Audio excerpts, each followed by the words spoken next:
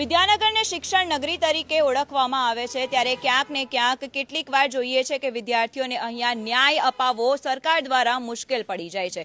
વાત કરીએ આજે આદિવાસી સ્ટુડન્ટોની કે જેઓ દ્વારા અહીંયા એડમિશન લેવામાં આવ્યું છે, પરંતુ તેઓને રહેવા કરવા માટે જે હોસ્ટેલ ફાળવવામાં આવી છે તે હોસ્ટેલનું અહીંયા નામો નિશાન જ નથી દેખાતું। આપ મારી પાછળ જે રીતે જોઈ રહ્યા છો તે રીતે અહીંયા ઘણી બધી સંખ્યામાં આદિવાસી સ્ટુડન્ટો અહીંયા ઉપસ્થિત છે અને તેઓનો પ્રશ્ન શું છે આપણે તે જાણવાની પ્રયત્ન કરીશું। જી અલ્પેશભાઈ, હાલમાં જે આદિવાસીઓ જે સ્ટુડન્ટો અહીંયા છે તેમના દ્વારા કયો પ્રશ્ન ઊભો કરવામાં આવ્યો છે? આ સરકાર જે રીતે વાત કરે છે કે આદિવાસી વિદ્યાર્થીઓ માટે અમે શિક્ષણનું કામ કરીએ, પણ આ સરકાર નિષ્ફળ ગઈ છે। મને એવું લાગે છે કે આદિવાસી વિદ્યાર્થીઓને શિક્ષણ સરકાર આપવા જ નથી માંગતી। આ વલ્લભ વિદ્યાનગરમાં ટોટલ 6 આદિવાસી હોસ્ટેલો હતી, જ્યાં આગળ જે ગરીબ વિદ્યાર્થી હોય અહીંયા એડમિશન મળે, એડમિશન મળ્યા બાદ એ વિદ્યાર્થીને હોસ્ટેલમાં રહેવા જમવા સાથેની સુવિધા મળે અને એ પણ એક સારું શિક્ષણ મેળવી અને સન્માનભેર જીવન જીવી શકે। છેલ્લા 2-3 વર્ષથી આ સરકાર ધીરે ધીરે એમના અધિકારો ખતમ કરી રહી છે, એવો સ્પષ્ટ હું દાવો કરું છું।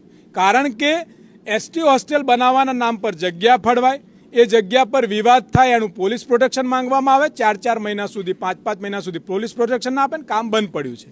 બાબા સાહેબ આંબેડકર નામની હોસ્ટેલ છેલ્લા 2.5 વર્ષથી માથાકૂટ ચાલે છે।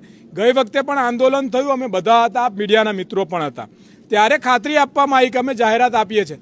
10-10 વાર જાહેરાત આપીને અમને બિલ્ડિંગ નથી મળતું।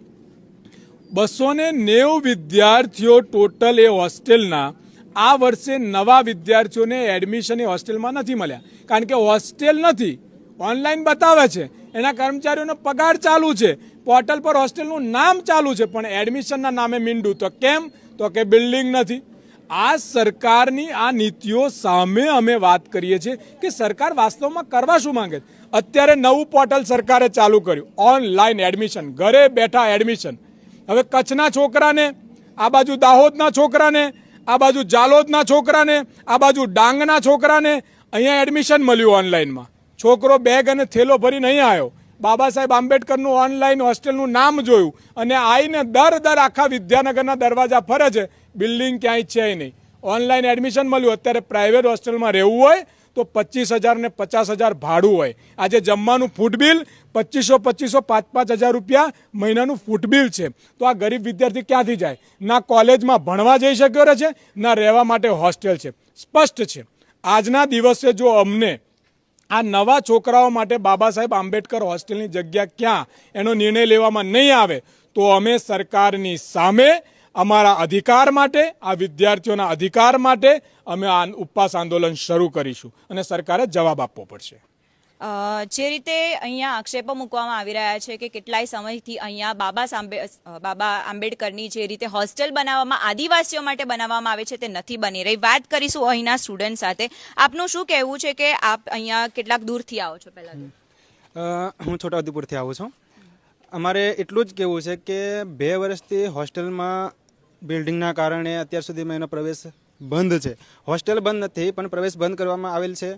તો જે પણ નવા છોકરાઓ આટલા ગામડાથી દૂરથી રહીને આજે ભણવા માટે અહીંયા આવે છે અને એ છોકરાઓ ભણવા માટે આવ્યા હોય અને એ પાછો બેગ લઈને પાછા ઘરે જતા રહે એ યોગ્ય પણ નથી।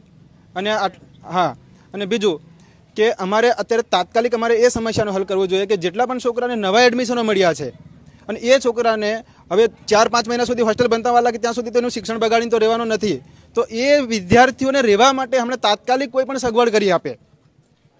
અને બીજું કે જે હોસ્ટેલ ચાલુ બતાવે છે, કર્મચારીઓ પણ પગાર લે છે અને કર્મચારીઓ બધા સંકળાયેલા છે, તો એમની પાસે કોઈ એવો લેટર પણ નથી। અમે અત્યારે વાત કરી અમે અમદાવાદ, તો કોઈ લેટર પણ નથી એમની પાસે કે કેવી રીતે રાખવા તે। એ લોકો એમ કહે છે કે અમારી પાસે લેટરો છે, અમારી પાસે કાગળિયા છે, કે અમારી પાસે અમે તો ટેન્ડર માટે કેટલાય અમે 10-7 વખત તો આપેલા છે એવું કહે છે। તેમ છતાં